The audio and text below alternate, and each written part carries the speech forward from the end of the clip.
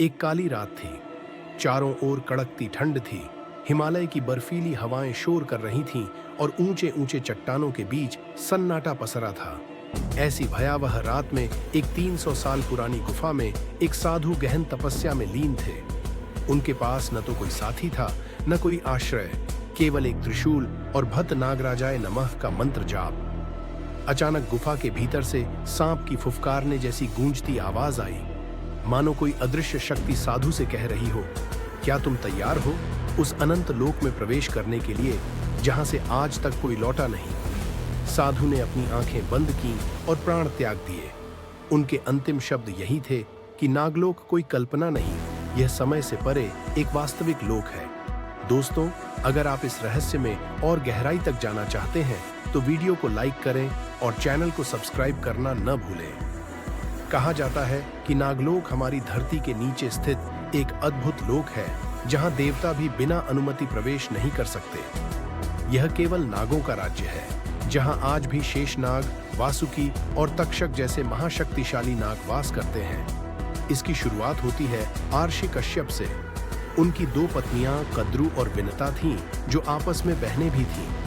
कद्रु ने कठिन तप कर ब्रह्मा जी को प्रसन्न किया और वरदान पाया कि उनके गर्भ से ऐसे पुत्र उत्पन्न होंगे जिनसे पूरा संसार भयभीत होगा। समय बीता और कद्रु ने हजारों नागों को जन्म दिया। शेष, वासुकी, तक्षक, कर्कोटक, पद्म और अन्य अनगिनत। इन नागों की आंखें अग्नि की तरह जलती थीं और उनका विष बिजली की भांति विनाशकारी था।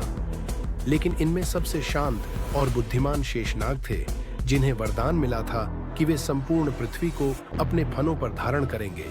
नागों और गरुड़ के बीच शत्रुता का बीज तब पड़ा जब कद्रु और विनता के बीच एक शर्त लगी और छल से कद्रु ने जीत हासिल कर विनता को दासी बना लिया। यह देखकर विनता का पुत्र गरुड़ क्रोधित हो उठा और तभी से नाग और गरुड़ वंश के बीच वैर जन्मा। तभी से नागों का नाम भय और रहस्य दोनों से जुड़ गया।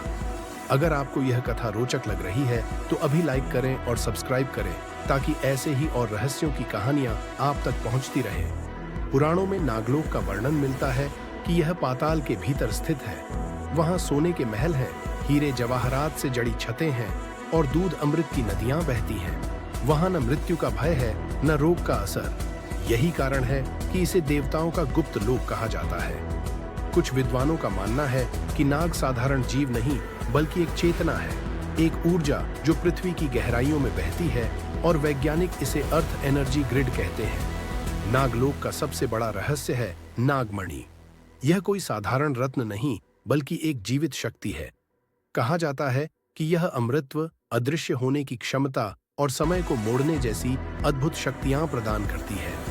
एक कथा के अनुसार शेषनाग ने वासुकी और तक्षक के साथ कालसर्प गुफा में एक यज्ञ किया। नीली चमक से भरे उस यज्ञ कुंड में उन्होंने अपनी शक्तियों और तप का बलिदान दिया। पूर्णिमा की रात कुंड से एक चमकदार गोला उठा और दिव्य नागमणि प्रकट हुई। वह किसी साधारण पत्थर की तरह नहीं थी, बल्कि मानो सांस ले रही थी। शेषनाग ने उसे अमृत सरोवर के बीच एक कमल पर स्थापित किया, ताकि कोई उसका दुरुपयोग न कर सके। समय बीतता गया और धरती पर अर्जुन के पौत्र जन्मेजय ने अपने पिता की मृत्यु का बदला लेने के लिए सर्पसत्र यज्ञ का आयोजन किया, जिसमें सारे नागों को भस्म करने का संकल्प था। नागलोक में भय फैल गया। यदि यह यज्ञ सफल होता तो नागलोक के साथ नागमणि भी नष्ट हो सकती थी। तब शेषनाग ने आस्तिक नामक युवा नाग को मानव रूप में धरती पर भेजा। आस्तिक ने राजा जन्मेजय को समझाया कि नाग और मनुष्य एक दूसरे के पूरक हैं और नागमणि कोई लालच का रत्न नहीं, बल्कि सृष्टि का संतुलन है। आस्तिक की बातों से जन्मेजय का हृदय पिघल गया और उन्होंने यज्ञ रोक दिया। यही कारण है कि नागमणि आज भी अमृत सरोवर में कमल पर सुरक्षित मानी जाती है। भारत के कई हिस्सों में ऐसी सुरंगों और गुफाओं का उल्लेख मिलता है जो नागलोक के प्रवेश द्वार बताए जाते हैं। प्रयागराज के पास एक प्राचीन मंदिर के नीचे, उत्तराखंड के पाताल भुवनेश्वर में और कैलाश पर्वत के नीचे की रहस्यमयी सुरंगों में नागलोक के संकेत मिलते हैं। कहा जाता है कि जो भी इनमें प्रवेश करता है, बाहर लौटने पर पाता है कि धरती पर कई वर्ष बीत चुके हैं, जबकि अंदर उसके लिए केवल कुछ क्षण ही गुजरे थे। यह नागलोक के समय के रहस्य को दर्शाता है। प्राचीन ग्रंथों में नागलोक की एक और परत का वर्णन है जिसे कालमुक्त क्षेत्र कहा जाता है।